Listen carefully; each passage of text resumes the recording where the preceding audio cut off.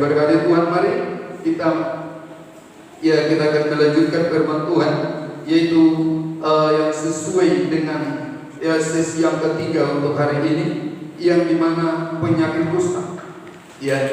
Penyakit kusta. Kalau penyakit kusta yang pertama, kedua dan ketiga ini adalah berbicara dengan, yaitu orang berpangkat kena kusta.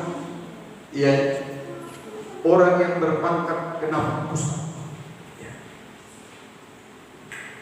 Jadi jangan kita melihat dengan pangkatnya atau jabatannya seseorang, dengan artinya bukan tidak ada kekurangannya, ada kekurangannya. Kurang apa? Si namanya. Dia bisa menang. Tuhan pakai dia untuk memenangkan orang Arab dalam peperangan. Dengan demikian dia dikasih oleh komandan, tetapi dia penyakit kusta. Bapak Ibu, mari saya mengajak untuk kita semua kita baca firman Tuhan yang tertulis di dalam 2 Raja-Raja pasal 5. 2 Raja-Raja pasal 5, dengan tema penyakit kusta, atau penyakit kusta rohani. Sesi yang kedua, ketiga, yang orang berpangkat kena kusta. Demikian firman Tuhan. Naaman, panglima Raja Aram, adalah seorang terpandang di hadapan Tuhan dan sangat disayangi, sebab oleh dia Tuhan telah memberikan kemenangan kepada orang Arab. Tetapi orang itu seorang pahlawan tentara sakit kusta. Untuk menghemat waktu, saya akan memberikan yaitu firman Tuhan ini dengan beberapa yang menjadi bagian daripada sinaan. Dia adalah panglima. Bapak Ibu dan saudara sekalian, saya lihat di kamus, dengan pangkat panglima itu sudah yaitu sejajar dengan menteri. Panglima itu sejajar dengan Menhan,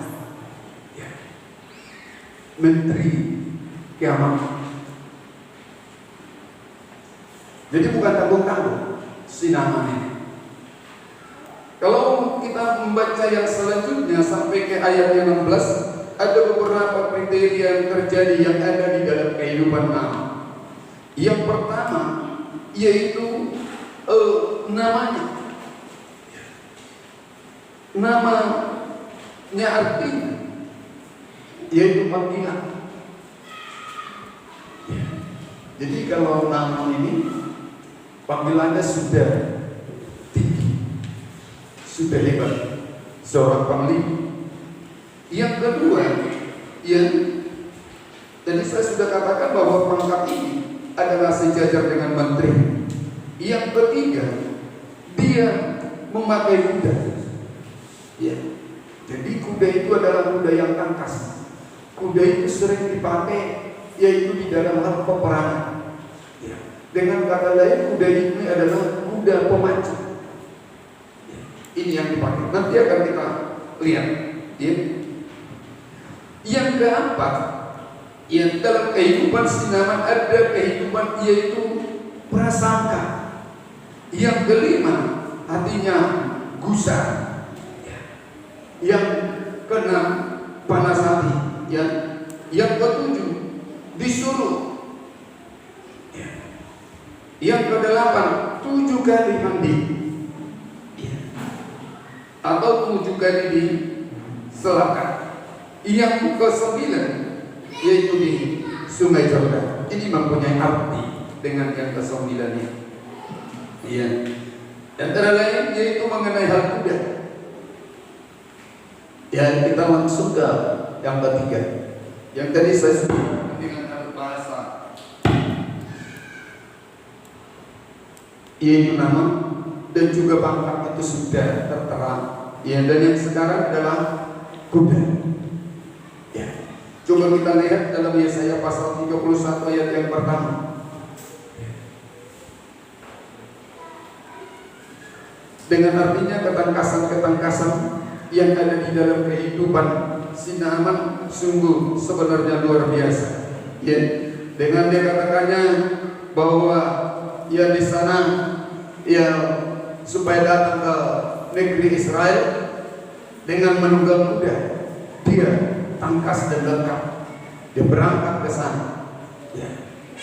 Dia berangkat ke sana. Coba kita lihat dan saya minta untuk seorang untuk membaca untuk lebih cepat dan yang lebih baik.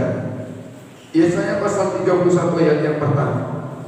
Demikian celakalah orang-orang yang pergi ke Mesir minta pertolongan, yang mengandalkan kuda-kuda, yang percaya kepada keretanya yang begitu banyak, dan kepada pasukan berkuda yang begitu besar jumlahnya, tetapi tidak memandang kepada yang Maha Kudus, Allah Israel, dan tidak mencari Tuhan. Yang tidak mencari Tuhan. Ya. Celakalah orang-orang yang berkuda. Ya. Celaka. Kalau terus Naaman ini di dalam ketangkasannya sebagai panglima, di dalam kehebatannya sebagai panglima, dia akan menjadi celaka. Ya. Karena apa? Karena kalau dibawakannya dengan namanya itu, sehingga dia tidak memakai nama Tuhan lagi. Kehidupan kita itu pun juga demikian, Bapak Ibu dan saudara sekalian. Ya, coba saya akan bacakan, yaitu Yesaya pasal 31.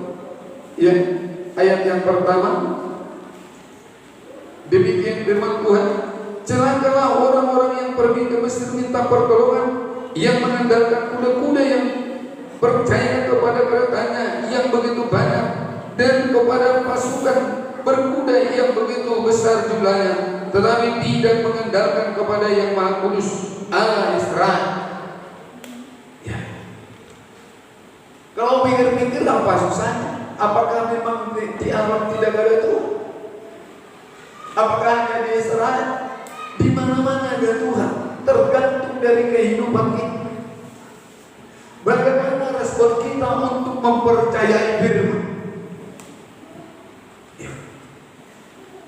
Karena di dalam hal ketidaktaatan kita atau di dalam kehidupan kita yang mondar-mandir, hidup kita tidak tergembala dengan baik, yang akhirnya kehidupan kita itu bisa masuk kepada ketangkasan-ketangkasan yang di dunia ini. Oleh karena jabatan kita, oleh karena kekayaan kita, oleh karena kepemilikan kita, ya. Ada banyak manusia berpikir begini, ya, kalau dari kecil-kecil dia tidak hadir di sini, dia mau gereja besar. Karena apa? Ya, satu karena pangkat, karena kebosanan nama. Ada orang yang yaitu orang kecil, dia tidak mau bergabung kepada orang kecil, dia merasa orang besar. Ada orang besar tidak mau bergabung kepada orang kecil, dia mau yaitu yang besar. Jadi ada banyak karakter atau tabiat atau pikiran dalam kehidupan manusia ini. Ya. Bagaimana cara untuk bisa melepaskan hal itu? Kita lihat, Bapak Ibu, mari kita pikirkan baik-baik.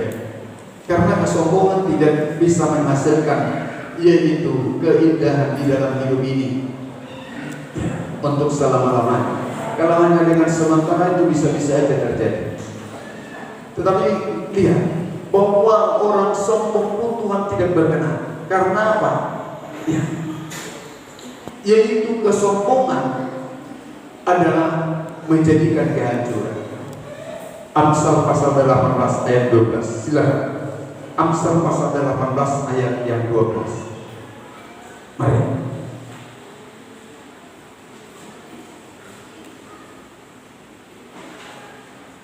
Silakan.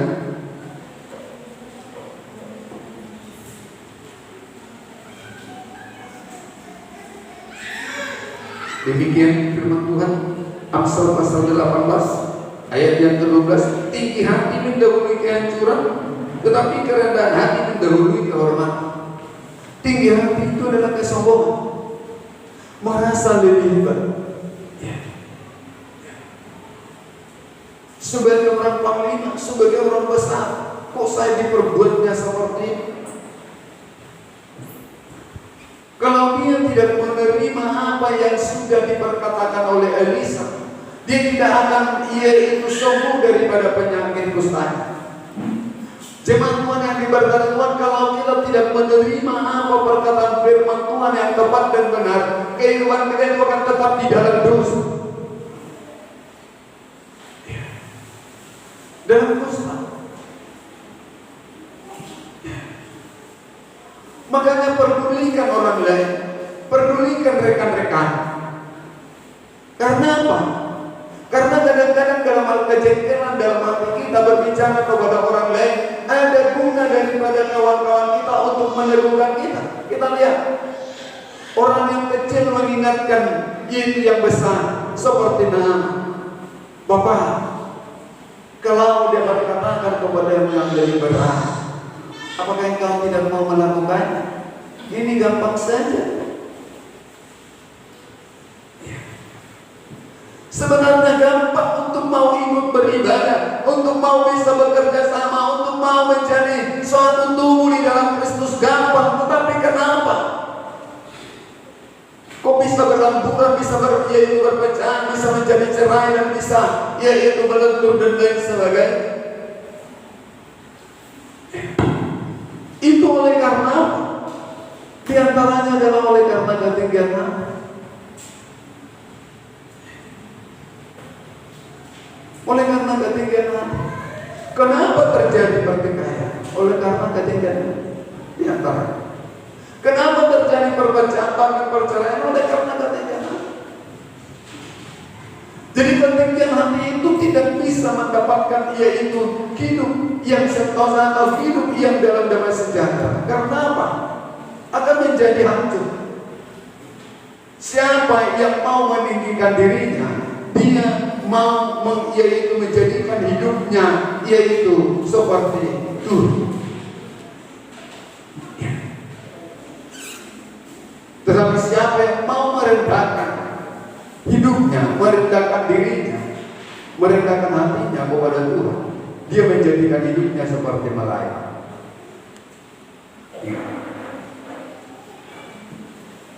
Pilih mana?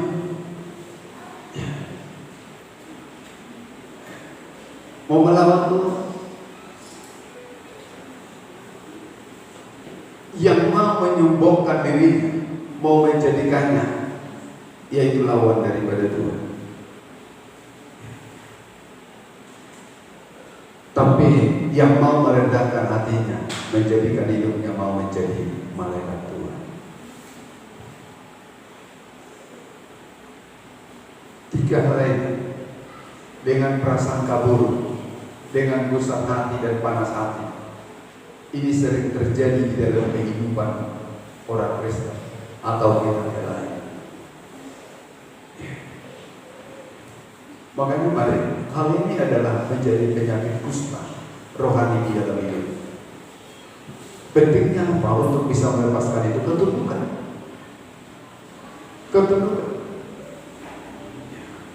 Sesudah diperkatakan seperti itu kepada Naaman, sehingga dia sadar betul juga.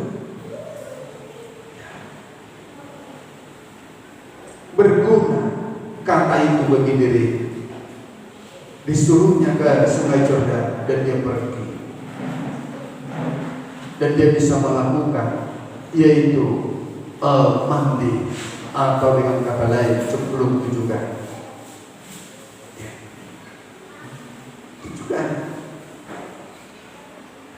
Memang kadang-kadang dalam hal terlalu gampang itu kita merasa sepele, gampang ya. Tapi tidak dikerjakan. Tapi Naaman enggak. Sekalipun dia adalah orang hebat, orang yang tertinggi, dengan hatinya yang tadinya adalah seperti itu, tetapi kembali dia yaitu memikirkan bagaimana untuk dia bisa menjadi lepas, bisa menjadi yaitu sembuh. Dia melakukannya dengan baik. Sampai dia melihat dan merasakan ada Tuhan di Israel. Ada Tuhan di Israel. Sesudah itu dia dia pergi ya ke Sungai Yordan dan mandi 7 kali. Kenapa harus 7 kali? Apa tidak cukup 3 kali? Tidak. Arti 7 kali itu adalah sempurna.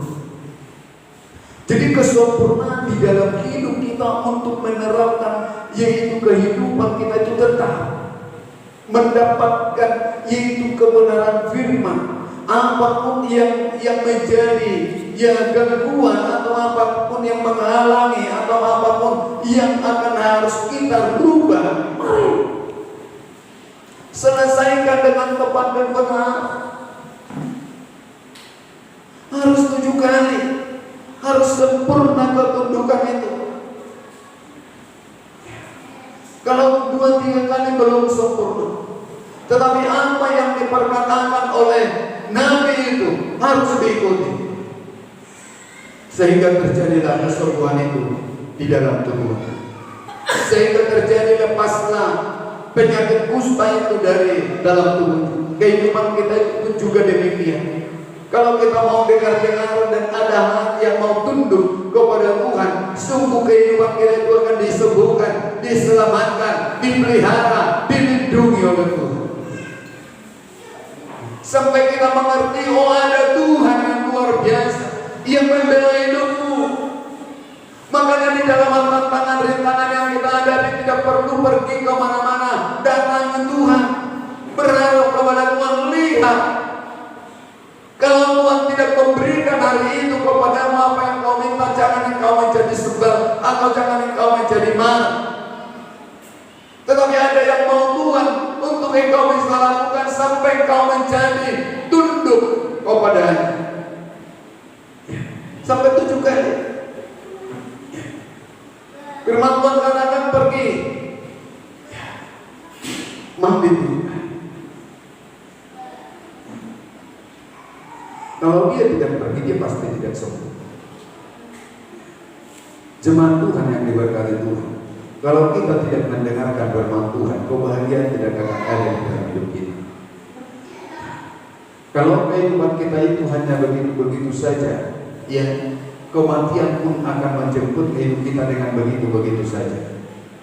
Dengan artinya apa? Dosa yang ada di dalam hidup kita ini akan kita mati dari hidup. Tapi kalau ada perubahan, pertobatan dalam kehidupan kita, seperti Naaman yang memikirkan kembali ya, pentingnya ketundukan, dia bisa menjadi tunduk sekalipun dengan kapasitas orang itu orang besar. Demikian juga kan hidup kita, Bapak Ibu dan saudara sekalian. Kalaupun ada di antara kita yang merasa orang besar, orang hebat, orang yang luar biasa, ya, orang yang kaya dan orang yang subur, untuk dia itu menyenangkan hati Tuhan, melayani Tuhan, itu tidak semua bisa harus dipakai. Yang dipakai apa? Ketundukan. Ya, ketundukan, sehingga bisa dipakai Tuhan. Tidak semua kita orang yang pintar, tidak semua. Tapi ingat, orang pintar tidak dipakai Tuhan. Tetapi orang bodoh di dunia ini dipakai Tuhan untuk mempermalukan orang pintar di dunia ini. Mau jadi orang bodoh dalam Tuhan, artinya mau untuk menuruti kehendak firman Tuhan. Jadilah hidupmu menjadi, yaitu mempermalukan orang yang pintar di dunia ini, karena Tuhan akan menyertai hidup. Demikian juga si Naaman ini, ya, posisinya sudah besar. Keakuannya pada saat itu memang hebat, sampai dibawakannya kegusaran, dan artinya tidak mungkin hal itu untuk bisa dia terima. Tetapi karena dia mengingat kembali bagaimana dia untuk bisa lepas dari penyakit itu, dia mau menolong. Demikian juga kan hidup kita Bapak Ibu. Kalau ada peraturan yang kadang-kadang yaitu pro kontra dengan hati kita, dengan pikiran kita, coba kita merenungkan baik-baik. Ya, coba kita merenungkan baik-baik. Apakah yang mau kita lakukan itu bisa berkenan kepada Tuhan? Atau apakah yang diperkatakannya itu yang harus mau kita lakukan? Kalau kita dengan memaksakan diri melakukan dengan yaitu jabatan kita, pangkat kita, kebesaran dan kehebatan kita, hanya disitulah kehebatan itu. Ya. Tapi kalau kita mau tunduk melakukan, pasti kebesaran dan kehebatan kita akan semakin berkembang. Tuhan mau mencari orang yang tunduk. Ya. Jadilah kehidupan kita itu menjadi yang tunduk seperti Naaman. Jadilah kehidupan kita itu menjadi yang tunduk seperti Naaman. Sungai Jordan itu, ya, itu adalah sungai kematian. Pada saatnya bangsa Israel, yaitu mau ke tanah Kanaan, harus melewati hal itu. Jadi kalau kehidupan orang yang masih, yaitu dalam hal kematian, yaitu keinginan daging, itu maksudnya. Ya. Karena kalau sudah mati keinginan daging ini, kan tidak tahu lagi berbuat mau bagaimana, yang artinya mau orang jahat atau mau menguntungkan untuk lebih hebat. Tidak. Ya. Jadi kehidupan kita untuk bisa menjadi menuruti sampai kesempurnaan itu 7 kali yang dikatakan itu, kehidupan kita harus mau merelakan dari kita, keinginan kita perlu matikan. Ya. Supaya kehebatan Tuhan ada di dalam hidup kita, bukan kehebatan kita. Ya. Si Naaman, sekalipun dia sudah hebat, sudah bisa memenangkan yaitu bangsa Arab, tetapi ada suatu kelemahan, ada suatu penyakit di dalam diri, dan harus itu diproses sampai dia mendapatkan keselamatan, penambahan di dalam pangkatnya, penambahan dalam kesehatan, penambahan dalam damai sejahtera bersama dengan keluarganya, bahkan bersama dengan bangsanya. Demikian juga kan hidup kita. Kalau kita mau menjadi tunduk kepada kebenaran firman, hidup kita akan mendapatkan kebahagiaan di dalam diri kita, bahkan dalam kehidupan keluarga kita, bahkan tidak yaitu dalam rumah tangga kita dan juga keluarga kita yang lain. Ya. Marilah tunduk kepada firman, lakukanlah yang baik, jauhkanlah diri dari segala jenis kejahatan. Dalam bukti ketundukan dengan berarti dia melakukan apa yang dikatakan firman, seperti Naaman dikatakan kepadanya pergi, disuruh dengan ketundukannya, sekalipun kedudukannya yang tinggi, dia tidak memperdulikan itu kembali, tetapi dia menjadi suruh dan menjadi tunduk, dan dia yaitu mandi sampai kedudukan. Keselamatan menjadi bagiannya. Dan dia juga kan hidup kita Bapak Ibu, kalau kita tunduk, pasti keselamatan akan menjadi bagian kita. Firman Tuhan menjadi bagian kita siang hari ini. Itulah, biarlah kiranya termeterai bagi kita, dan Tuhan memberkati kita semua. Mari kita tutup kepala, kita berdoa, kita bersyukur.